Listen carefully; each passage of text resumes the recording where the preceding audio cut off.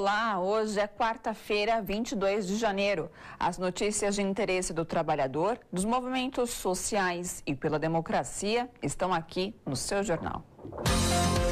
A Câmara de Vereadores ficou atrás do Tribunal de Contas do município e do Poder Judiciário. A pesquisa revelou ainda que o interesse dos paulistanos pela política é baixo. Praticamente 6 em cada 10 pessoas não se envolvem com o tema. Secretaria de Educação Superior do MEC começou o ano emitindo um ofício que bloqueia a nomeação de novos profissionais nas universidades públicas. A UNB começa o ano com um déficit de 542 profissionais. Dificuldade de acesso a meios de transporte aumenta a desigualdade social, revela a pesquisa. Com problema de contaminação da água ainda sem solução, cidadãos vão às ruas do Rio de Janeiro para protestar contra o governador.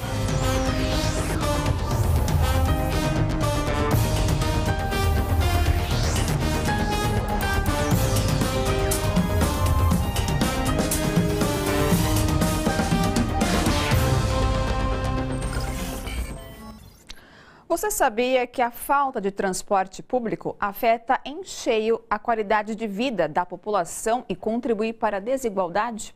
Pois é o que revela um estudo do IPEA, um Instituto de Pesquisa Econômica Aplicada. A reportagem é de Jomiag. O acesso aos meios de transporte interfere diretamente no acesso às oportunidades de emprego, saúde e educação, revela estudo do IPEA, Instituto de Pesquisa Econômica Aplicada, entidade ligada ao governo federal. Que o diga a Maiara dos Santos Moraes, que está desempregada há 3 anos. Ela já perdeu 8 oportunidades de emprego pela distância entre o bairro onde mora, na periferia, e as empresas no centro de São Paulo. Eu moro na freguesia do Ó. Não é longe, mas é difícil. E já perdi muita vaga de emprego pelo fato do transporte. Eles falam que sai pesado para eles, que às vezes, muitas das vezes não compensa. Tem empresas que não quer pagar ônibus e metrô e geralmente você tem que pegar os dois, né, para ir trabalhar. A pesquisa mostra que 10% dos mais ricos da cidade de São Paulo têm quase 10 vezes mais empregos à disposição do que os 40% mais pobres. Para a periferia acaba sobrando somente empregos locais, de lojinhas de bairro, e os empregos mais qualificados ficam concentrados em algumas regiões das cidades no Brasil inteiro, isso acontece. Sentir-se excluída da sociedade foi o caso da operadora de caixa Thaís Nascimento, que não conseguiu levar o filho de 5 anos ao hospital por falta de dinheiro e porque era longe para ir a pé. Eu moro aqui próximo da Lapa. Pronto-socorro mais próximo seria o de Pirituba, então eu tenho que pegar uma condução para estar levando ele. A gente se sente impotente, de às vezes precisar ir ao médico, por exemplo, eu tenho um filho, eu não consegui levar ele, né, para o hospital por falta de transporte. Pela condução está extremamente cara, né? Para o especialista em mobilidade do Instituto de Defesa do Consumidor, a falta de transporte afeta a qualidade de vida da população e tem relação direta com a desigualdade social. O transporte ele é resultado dos impactos que a vida da pessoa tem. Então a pessoa com menos dinheiro, como a tarifa é paga, o transporte é pago, né? Ela vai realizar menos viagens. Tem dados demonstrando isso. Cerca de 70% das pessoas deixam de fazer alguma viagem por causa da tarifa, né?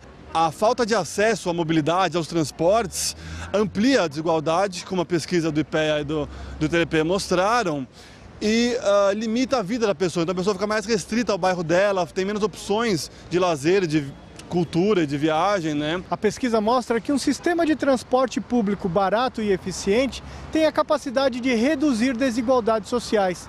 Por isso, os especialistas esperam que a própria população pressione por mudanças e o poder público melhore a mobilidade. O que precisa fazer é colocar mais ônibus confortáveis em mais horários também. Precisa deixar também as calçadas mais acessíveis para as pessoas se sentirem confortáveis para caminhar nesses locais e também mais segurança nos pontos de ônibus, mais limpeza também para que todo mundo se sinta confortável e convidado a poder acessar essas oportunidades. Você tem, por exemplo, mais ciclovias na região central, mais corredores de ônibus aqui em São Paulo, embora muito venham da periferia, no centro quase toda a avenida tem corredor, você tem mais metrôs na região oeste, você tem a prefeitura, o governo, né, de certa também, priorizando a região mais rica, precisa buscar investimentos na periferia, fortalecer os usuários que eles estavam cobrar isso, reclamar melhores, desde calçada até corredor de ônibus, né, todos os meios de transportes, para que você mude toda a organização da cidade, né? Relatório do Fórum Econômico Mundial mostra que o Brasil é um dos países com menor mobilidade social em ranking global.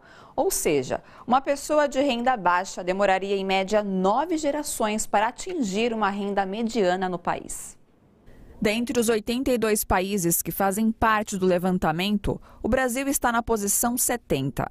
O ranking mede o índice de mobilidade social, ou seja, o quanto uma pessoa que nasce em determinadas condições socioeconômicas tem chances de melhorar essa posição ao longo da vida. Para chegar ao índice, o relatório analisa 10 itens em 5 áreas: saúde, educação, tecnologia, trabalho e proteção social. O Brasil é um dos piores países quando o assunto é aprendizagem ao longo da vida, ocupando a posição 80, a antepenúltima do ranking. O país fica na frente apenas da Geórgia e de Bangladesh. O fórum aponta a baixa mobilidade social como causa e consequência do aumento das desigualdades e diz que ela prejudica o crescimento econômico no Brasil. Irmão de Jair Bolsonaro, Renato, é comerciante e mora em Miracatu, cidade de 20 mil habitantes no interior paulista.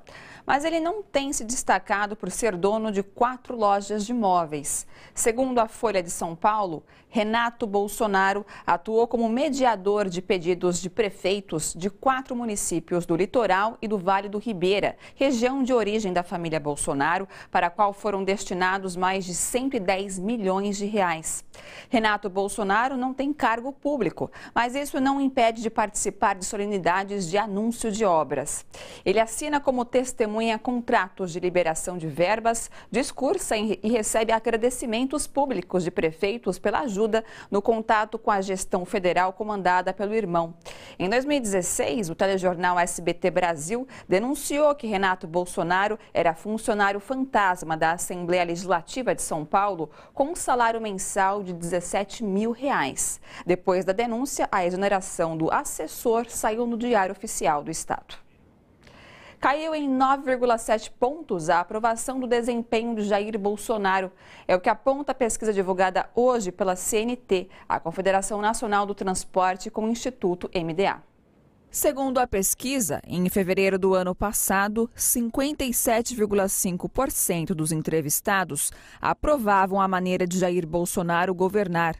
Hoje, o índice caiu para 47,8%. Já a desaprovação com o desempenho de Bolsonaro, que era de 28,2% em fevereiro, subiu para 47% neste mês. O governo Bolsonaro também foi avaliado. Em fevereiro de 2019, 19% dos brasileiros consideravam como ruim ou péssimo. Agora, o número subiu para 31%. 38,9% dos entrevistados consideravam o governo Bolsonaro como ótimo ou bom em fevereiro de 2019. Mas em janeiro deste ano, o índice caiu para 34,5%. No Rio de Janeiro, desde o início de ano, a população da região metropolitana tem recebido água com cheiro e gosto ruins, resultado da proliferação de algas nos reservatórios que produzem a substância chamada geosmina.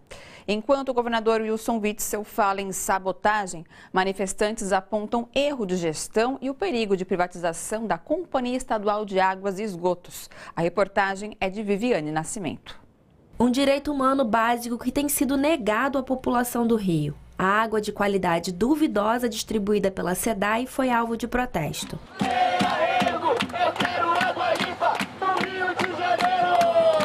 Durante a caminhada até a sede da companhia, não faltaram críticas ao atual presidente da SEDAI, Hélio Cabral. Matéria publicada pelo jornal Extra aponta que Cabral rejeitou, no início do ano passado, solução proposta pelos funcionários para evitar o problema.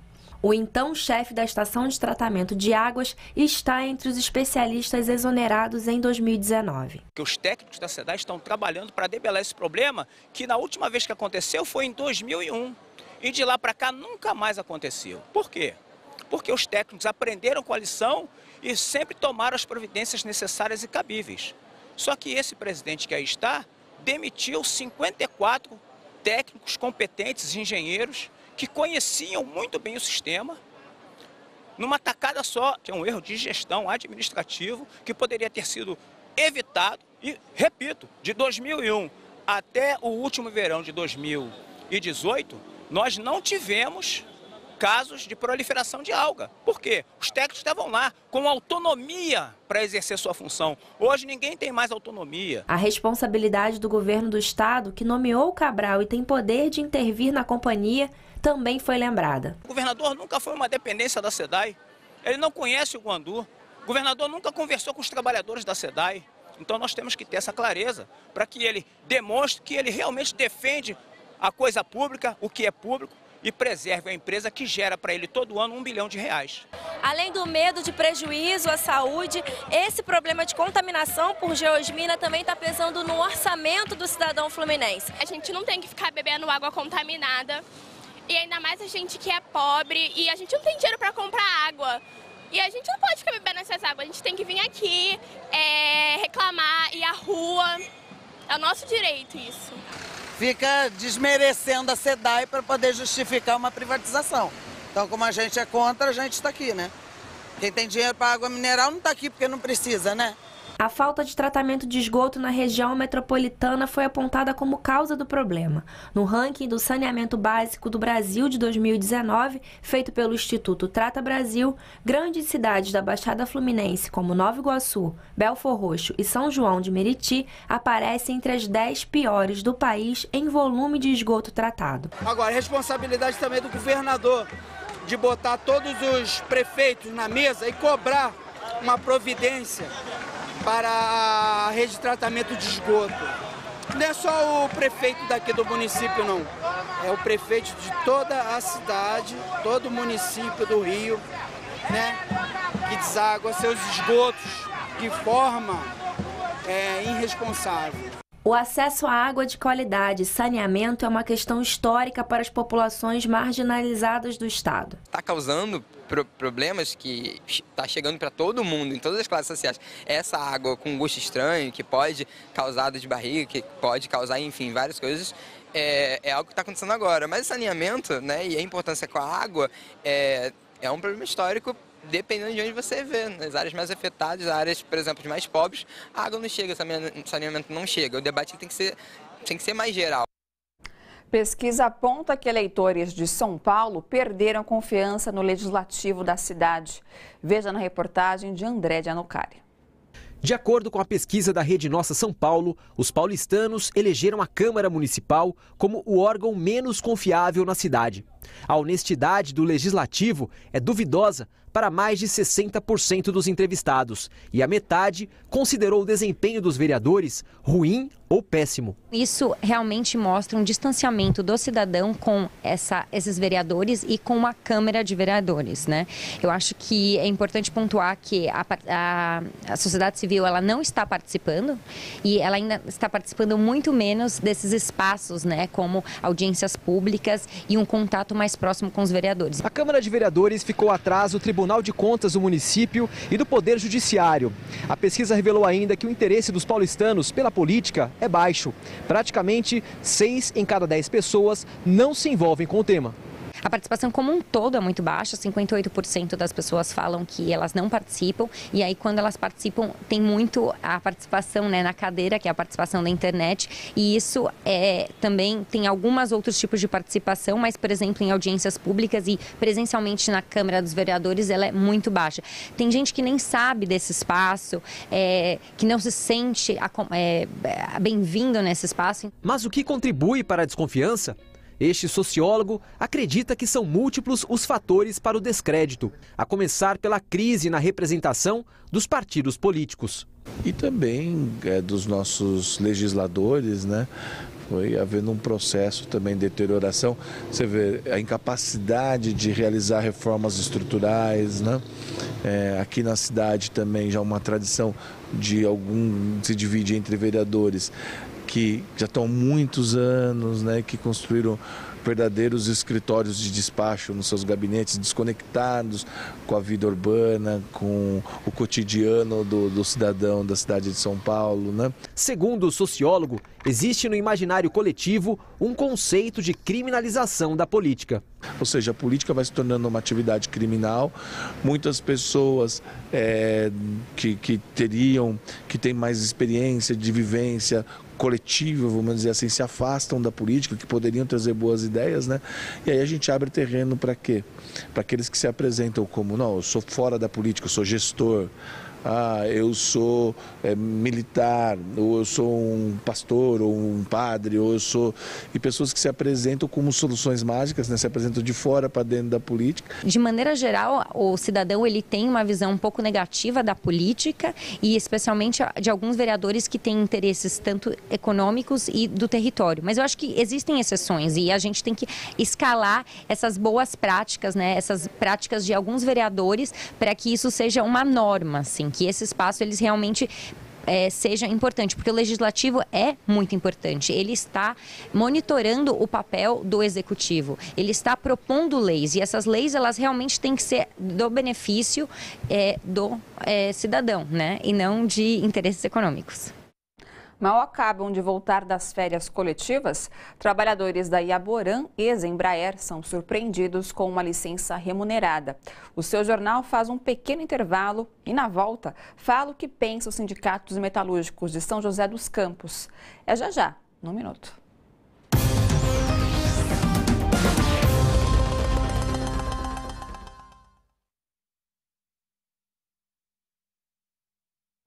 Olá, pessoal, uma excelente noite de quarta-feira a todos. Vamos aos comentários. Eu leio do Joel Bandeiras.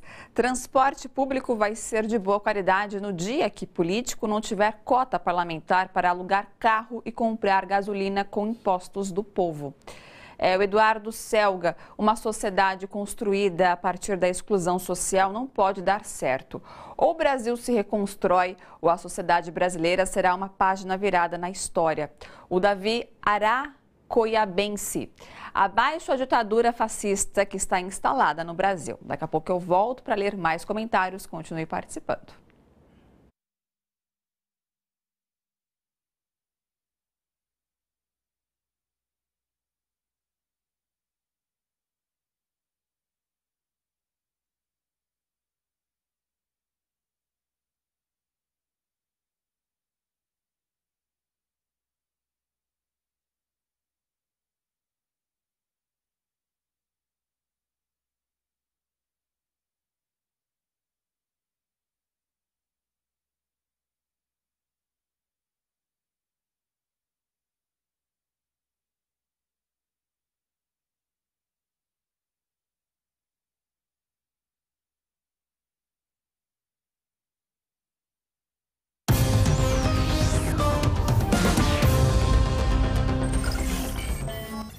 Ao voltarem das férias coletivas, esta semana, os trabalhadores da ex-Embraer, agora chamada de Iaborã, foram surpreendidos com a informação de que estão em licença remunerada.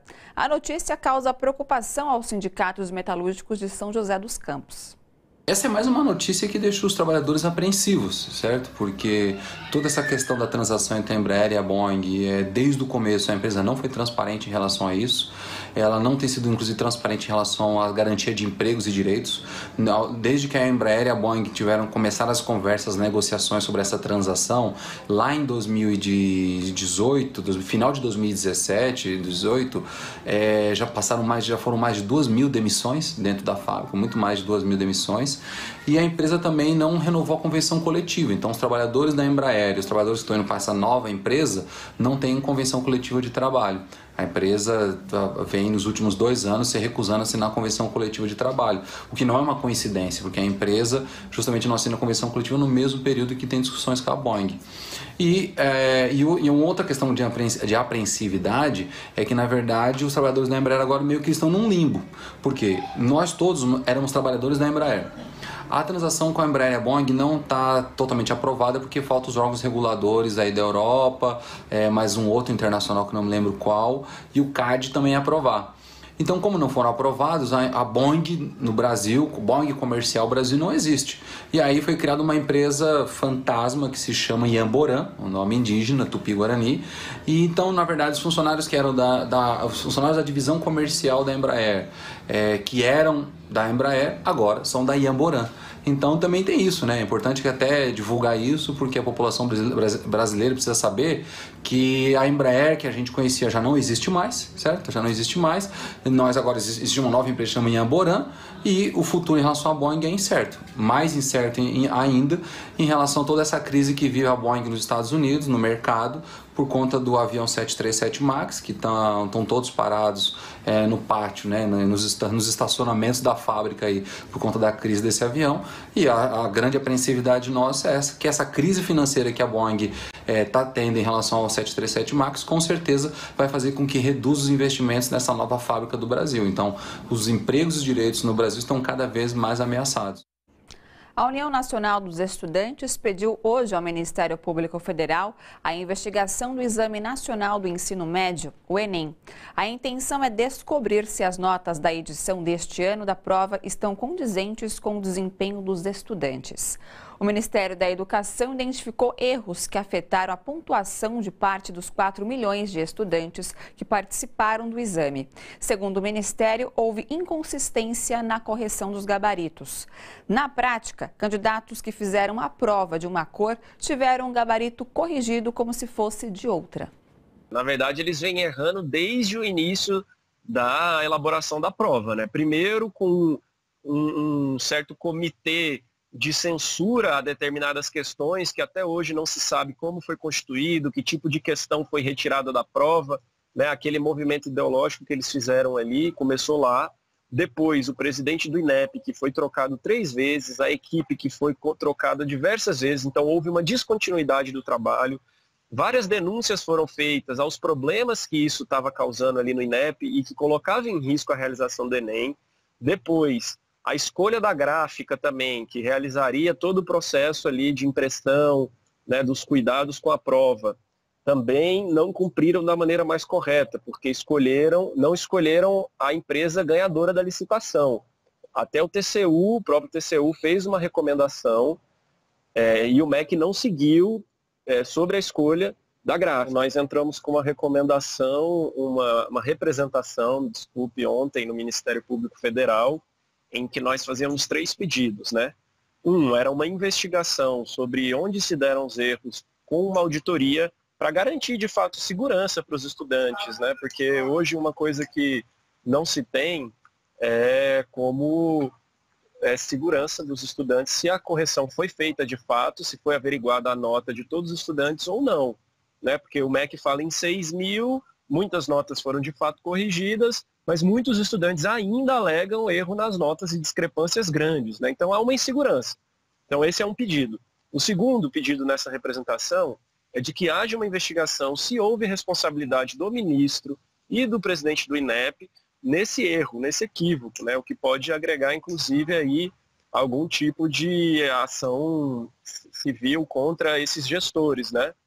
E também um outro pedido que nós fazemos é de uma ação civil pública por danos morais aos estudantes. Então nós protocolamos ontem, estamos aguardando a resposta do Ministério Público Federal, mas que agora há pouco já se manifestou dando resposta não a todos esses pedidos nossos, mas pedindo, recomendando ao MEC, dando 24 horas para que o MEC suspenda as inscrições do SISU até que se resolvam os problemas das notas. O crime da mineradora Vale em Brumadinho, que deixou 272 pessoas mortas e 11 desaparecidas, completa 1 ano no sábado. O rompimento da barragem liberou 10 milhões de metros cúbicos de rejeitos da mineração e destruiu uma área de 300 hectares, ameaçando 1 milhão de pessoas de contaminação em 48 municípios. O repórter Pedro Estropaçolas, do Brasil de Fato, mostra hoje, na primeira reportagem de uma série de 3, que o futuro da região ainda é incerto. Quase 1 ano depois do crime da Vale em Brumadinho, a mineradora anunciou que irá utilizar uma cava na própria mina Córrego do Feijão para despejar os rejeitos de mineração vazados da barragem. A medida foi autorizada pelo governo do estado de Minas Gerais no fim de 2019. Lideranças comunitárias, técnicos e poder público, porém, alertam sobre o risco da decisão. Joga uma lama dessa lá dentro, um rejeito desse. O lençol freático, com certeza vai sentir. Mas conseguiram uma autorização e fizeram o túnel. Eu não sei por que motivo, porque a Vale tem quilômetros e quilômetros de terreno seco dentro da mina. Cavas têm até 200 metros de profundidade, então ali pode ter tanto lençóis aquíferos confinados, abertos, desprotegidos, quanto o próprio lençol freático. O que ocorre? Você colocando isso ali, vai haver uma troca.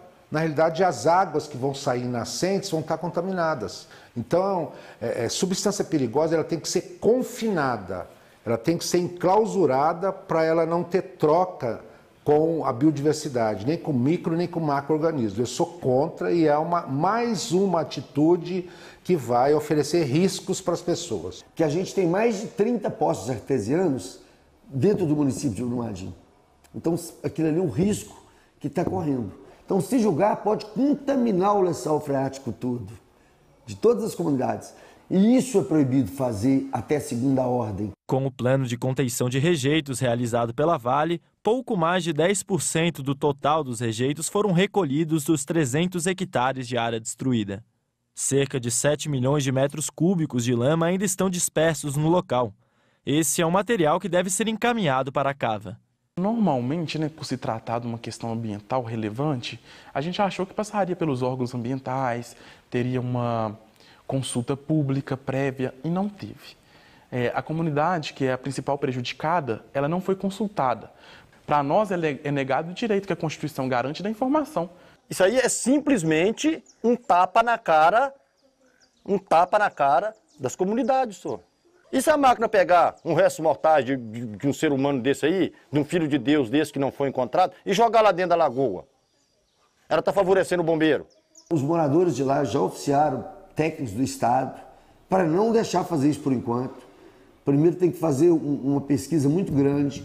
O assessor-geral do ministro de Minas e Energia, o ministro esteve aqui semana passada conversando comigo, e o assessor dele também veio. O assessor dele já falou que não vai deixar jogar essa lama na cava, que é um risco de contaminação, aí de toda a cidade vai ficar contaminada por causa da água que nós tomamos. Segundo informa a Secretaria de Meio Ambiente do Estado de Minas, a disposição na cava é considerada ambientalmente correta. A Vale, em nota, reafirma que o uso do local é a solução definitiva e que o início de seu uso será imediato. Prossegue até sábado, em Porto Alegre, o Fórum Social das Resistências, que reúne uma série de iniciativas preparatórias para o Fórum Social Mundial na Cidade do México em 2021. Um dos temas em debate é economia solidária. Veja na reportagem de Guilherme Oliveira. Agora à tarde, os participantes lotaram o auditório do Sindicato dos Professores do Rio Grande do Sul para debater caminhos para a economia solidária. A Unisol Brasil, por causa do cenário de retrocessos no Brasil, concentrou sua atuação em fazer uma incidência política de transformar as iniciativas de economia solidária em políticas públicas de governo para virar políticas de Estado. Então nós estamos buscando configurar e aprovar leis no Brasil para garantir que a economia solidária se torne uma política de Estado. E é isso que nós vamos fazer nessa mesa com a deputada Maria do Rosário e depois com a análise do professor Márcio Postman. É muito importante ter a lei, garantir as leis, porque a lei é um marco daquilo que tu tem como direito. Então nós temos que continuar lutando por elas, mas nós temos que lutar, fazer a luta política mais amplamente. E é uma luta política hoje contra esse governo Bolsonaro, contra os que promovem guerras, violência, morte, destruição, fome no mundo inteiro. Eu acho que é isso que nós estamos fazendo aqui, propondo outra economia possível, outro mundo possível. Durante o debate, foi rebatida a fala do ministro da Economia, Paulo Guedes, de que o grande inimigo do meio ambiente é a pobreza. Então é muito fácil dizer que as pessoas não têm condição de cuidar desses espaços naturais e que simplesmente entreguem ele para quem tem dinheiro e tem poder e tem interesse em essas terras. Agora, na prática, a gente viu, os lugares onde nós temos preservado aqui no Brasil são justamente os locais onde estão os pobres né, que compõem essas comunidades que estão lá preservando e que têm conhecimento e cuidado com o lugar. E esse fogo todo que foi promovido, assim como também lá em Minas Gerais, né, toda aquela tragédia, que não foi acidente, né, que foi displicência, que estava nos cálculos da empresa de acontecer o rompimento das barragens através da mineração, né, que é outra tragédia econômica que está acontecendo no nosso país. Todos foram promovidos pelos grandes empresariados, pelo capital internacional. Então, de fato, quem é que cuida e quem é que não cuida do meio ambiente, né? O tema da economia solidária não se limita à atividade que ocorreu nesta quarta-feira, mas segue presente até o último dia do Fórum Social das Resistências, com uma feira aqui no centro da capital gaúcha. Essa feira faz parte da programação do Fórum Social das Resistências, né? A gente está com o espaço da economia solidária, a gente contém 116 empreendimentos, né, econômicos solidários, são empreendedores de São Paulo, Santa Catarina, Paraná, Curitiba, Rio Grande do Sul inteiro. A ideia é fazer com que uma outra economia aconteça, então fazer com que o dinheiro circule entre nós, potencializando a geração de renda para cada empreendedor que aqui se encontra. Os empreendedores, cada empreendedor representa um coletivo de 5 ou 10 pessoas, então é um dinheiro que vai gerar autonomia para um grande número de famílias. 2020 mal começou e a Universidade de Brasília já começa com defasagem de mais de 500 profissionais. Nós vamos falar sobre esse desmonte da educação daqui a pouquinho na volta do seu jornal. Até já!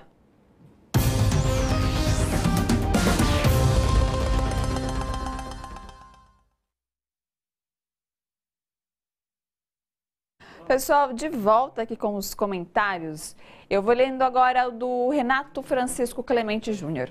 Esse governo só faz cortes em investimentos, não investe em nada. Daqui a pouco ele fecha a porta e entrega a chave.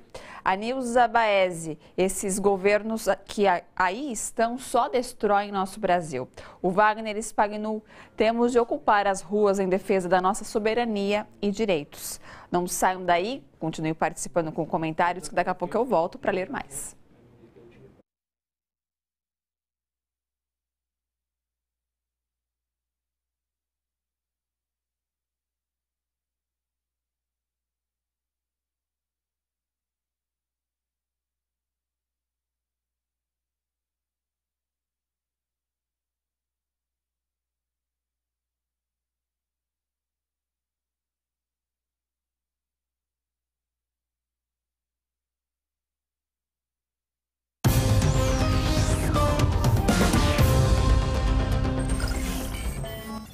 Através do depoimento de músicos e poetas como Chacal, Fausto Falsetti e João Bosco, a série Mapas Urbanos trata hoje do Rio de Janeiro. É às 10 horas aqui na TVT. Brasil, tange as cordas dos seus violões e canta o teu canto de amor. Fazer um mapeamento urbano. Sobre poesia, sobre música. Pessoas que vivem a cidade de uma outra forma, com outro registro, né?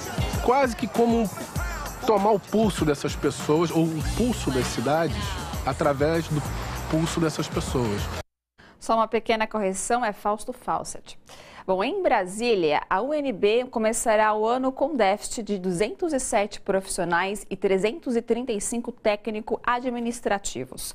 Veja na reportagem de Camila Piacese.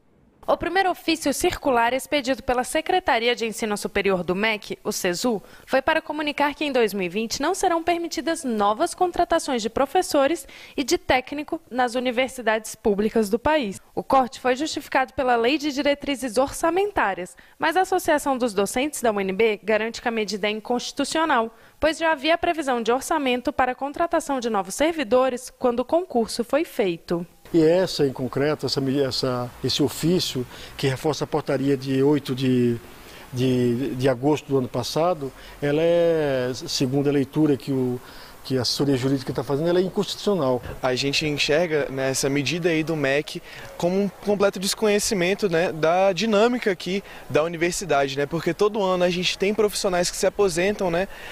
Os técnico-administrativos estão sobrecarregados e Francisca Nascimento, que é coordenadora geral do Sindifub, lembrou dos vigilantes, que antes eram concursados e agora são terceirizados. Sempre estivemos muito sobrecarregados, hoje mais ainda, não é? Inclusive setores que foram totalmente desativados, como é o caso da vigilância, onde se contrata diretamente porteiros, pessoas para atender a segurança da universidade e que nós sabemos que não atende. Técnicos é uma coisa bem importante dentro da universidade, né? E, por exemplo, já por falta de técnicos dentro do laboratório, né? Tipo, já tive relatos de amigos que sofreram acidentes por causa disso, né? Lógico que nesse dilema, os mais afetados são os alunos. Então, é bem comum, né, principalmente nas matérias iniciais dos cursos, né, você ter falta até de oferta de disciplina, né? Se o aluno reprovar a disciplina, muitas vezes ele nem consegue pegar a vaga no semestre seguinte para estar refazendo a disciplina, né? E além de você ter turmas super cheias. E esse bloqueio na contratação de novos profissionais e essa falta de investimento no ensino público brasileiro tem uma razão. É o projeto de privatização do governo Bolsonaro. A lógica é simples, quanto menos você investe, mais precário o ensino fica. E aí você vem com um discurso que só a privatização vai salvar a educação pública brasileira. Inclusive, o governo Bolsonaro já apresentou um projeto que vende as universidades federais para as organizações privadas. Trazendo esse ofício que proíbe as universidades federais de contratarem, né, renovarem o seu corpo docente e também o seu corpo técnico, né, eles têm um objetivo muito claro de precarização, que é um objetivo, né, de sucateamento completo do ensino superior público aqui no Brasil, né. Querem sucatear a universidade, né, com um objetivo claro, né, de futuramente acabar privatizando o nosso ensino superior. Para daqui a pouco vir a chamar para os alunos pagar mensalidade, como já estão falando, né, no futuro, esse pagamento de mensalidade para quem faz pós-graduação. Em nota, a Universidade de Brasília informou que possui atualmente 74 vagas para docentes em aberto e para os técnicos, há 136 vagas desocupadas. Ainda segundo a nota, a UNB destacou que a universidade, assim como as demais instituições federais de ensino superior, não tem autorização, no momento, para dar provimento a nenhuma das vagas conforme o ofício circular número 1/2020 da Secretaria de Educação Superior do Ministério da Educação. Veja agora como fica o tempo nesta quinta em São Paulo e outras cidades. Tempo nublado na maior parte desta quinta-feira em São Paulo. Máxima de 23 graus e mínima de 18. Chove de forma isolada. Umidade relativa do ar em média de 75%. Índice ultravioleta extremo. Mesma situação em São Bernardo do Campo. Céu encoberto com pancadas de chuva periódicas. Máxima de 23 e mínima de 18 graus. Já em Mogi das Cruzes, tempo abafado e parcialmente nublado, com previsão de chuvas isoladas a qualquer hora do dia. Máxima de 27 graus e mínima de 19. Em Brasília, o sol aparece entre muitas nuvens com pancadas de chuva localizadas que poderão ser fortes. Máxima de 25 e mínima de 20 graus. Em editorial publicado hoje, o New York Times faz duras críticas às arbitrariedades contidas na denúncia do Ministério Público Federal contra o jornalista Glenn Greenwald. O jornal diz que as acusações contra o editor do Intercept são um sério desserviço e uma ameaça perigosa. O editorial diz ainda que os artigos de Greenwald fizeram o que uma imprensa livre deveria fazer. Revelaram uma verdade dolorosa sobre os que estão no poder. Segundo o New York Times, furar a imagem heróica de Sérgio Moro foi obviamente um choque para os brasileiros e prejudicial para Bolsonaro, mas exigir que os defensores da lei sejam escrupulosos em sua adesão a ela é essencial para a democracia. Atacar os portadores desta mensagem é um desserviço sério e uma ameaça perigosa ao Estado de Direito, aponta este, que é um dos jornais mais influentes do mundo. Uma denúncia que afronta garantias constitucionais, a liberdade de imprensa e a democracia. Assim pode ser resumida a impressão causada pela peça acusatória do procurador da República, Wellington Divino de Oliveira, contra o jornalista Glenn Greenwald. A acusação se baseia em uma conversa que teria acontecido após a imprensa divulgar a invasão no celular do atual ministro da Justiça, Sérgio Moro, mas especialistas apontam que há lacunas jurídicas na denúncia. Jurídico é interessante a gente analisar, né? Então, acho que tem 2 pontos importantes da denúncia. Em primeiro lugar, que ela afronta a medida cautelar do Supremo Tribunal Federal que proibia que o jornalista Glenn Greenwald fosse responsabilizado. Esse é o primeiro ponto. O segundo ponto é a bizarrice jurídica de se denunciar alguém simplesmente porque supostamente sabia que o crime estava acontecendo, né? Existem 2 formas de se punir alguém pela prática de um crime. No Código Penal brasileiro ele separa entre autor e partícipe. Autor é aquele que executa o verbo do tipo penal, executa a conduta. Então é aquele que, no ato de invadir dispositivo alheio, é aquele cara que vai lá e invade o aparelho, né? Aqui no ato de interceptação é aquele cara que vai lá e intercepta a comunicação. Não foi esse o caso, não se considera o Glenn autor, obviamente, ele seria partícipe. Mas a participação, ela pode ser uma participação material ou... E aí a participação material, no caso, significa que o sujeito auxiliou o autor, então ele deu ali o notebook, passou os números de telefone, então é um auxílio material à conduta, né? Ou pode ser um auxílio moral. O auxílio moral se divide em instigação ou induzimento, né? Instigação é quando o cara chega com uma ideia e você alimenta essa ideia. Então, se o hacker fosse amigo do Glenn, tivesse chegado para ele e falado, eu tô pensando em hackear, te interessa? Ah, sim, vai lá, faz isso, faz aquilo, pega desse cara. Então, ele estaria instigando. E induzimento se o cara fomentasse essa ideia na cabeça do agente, do autor do crime. Então, fala, você é meu amigo, eu sei que você é hacker, então eu preciso que você vá lá, acesse os terminais dessas pessoas. Tal. Então, essas são as formas de participação no direito penal brasileiro, de criminalização de uma conduta. Agora, criminalizar a conduta do Glenn, porque ele supostamente sabia que o crime estava ocorrendo, isso é uma insanidade. Isso não tem precedentes no direito penal. Você criminalizar alguém porque estava sabendo. A Associação Brasileira de Juristas pela Democracia protocolou hoje na Procuradoria-Geral da República uma representação contra o procurador Wellington de Oliveira por evidente prática de abuso de autoridade na denúncia contra o jornalista Glenn Greenwald. A ABJD pede que seja instaurado o procedimento de investigação para apuração de conduta ilícita, pois a acusação apresentada pelo procurador descreve fato que não pode ser considerado crime. Hoje, quarta-feira, 22 de janeiro de 2020, você acompanhou aqui no seu jornal. Pesquisa da Rede Nossa São Paulo revela que a Câmara Municipal é a instituição pública menos confiável, na opinião dos paulistanos. Secretaria de Educação Superior do MEC começou o ano emitindo um ofício que bloqueia a nomeação de novos profissionais nas universidades públicas. A UNB começa o ano com um déficit de 542 profissionais. Dificuldade de acesso a meios de transporte aumenta a desigualdade social, revela a pesquisa. Com problema de contaminação da água ainda sem solução, cidadãos vão às ruas do Rio de Janeiro para protestar contra o governador. Para assistir às reportagens do seu jornal e também os outros conteúdos produzidos pela TVT, é só acessar o nosso portal. O seu jornal termina aqui. Até o próximo. E a luta por direitos humanos e democracia continua.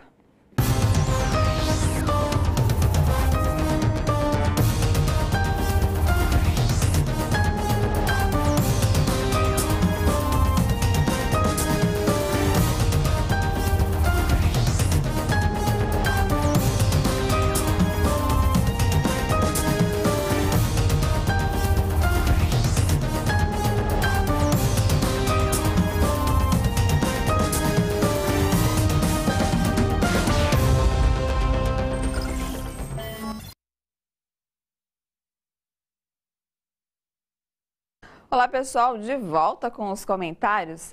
O Carlos Alberto dos Santos participou hoje e escreveu: desgoverno nazista vai jogar a toalha, não vai nem entregar a chave e vai fugir com a conta poupuda de propinas que com certeza está levando. A Maria de Fátima Leal: desmonte do INSS, da educação, do meio ambiente e por aí vai. Bom, agradeço a todos pela participação, pelos comentários. Amanhã, pontualmente às 7 da noite, nós temos um encontro marcado com mais notícias, informações e os comentários. Beijo grande, até amanhã.